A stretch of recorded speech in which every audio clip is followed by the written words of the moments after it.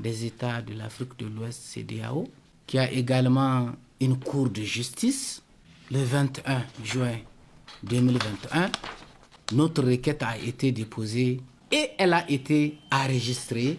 Ensuite, la Cour saisie de l'affaire a déjà saisi l'État du Niger par cet acte de notification de la requête qui lui a été adressée.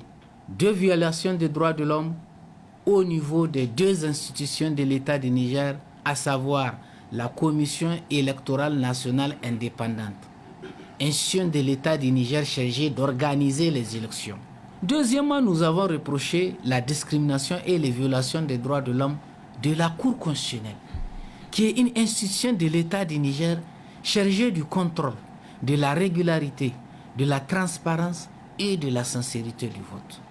Non seulement par son comportement du déni de justice, mais aussi les demandes incidentes, à savoir la demande avant de dire droit. Deuxièmement, la Cour constitutionnelle, nous lui avons rappelé qu'il y a un conseiller entre-temps qui a siégé pour examiner la requête en rétractation alors qu'il était dans une situation d'empêchement, d'incompatibilité.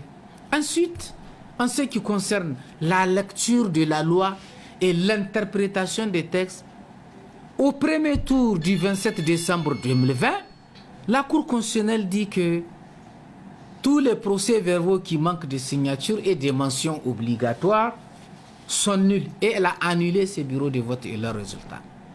Mais à moins de 2 mois, elle change la lecture de la loi, elle abandonne sa jurisprudence avec un revirement à 410%.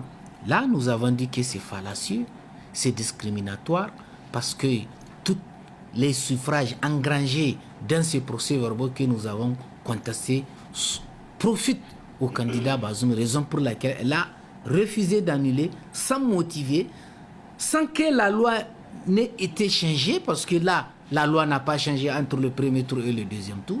Le contexte n'a pas changé entre le premier tour et le deuxième tour.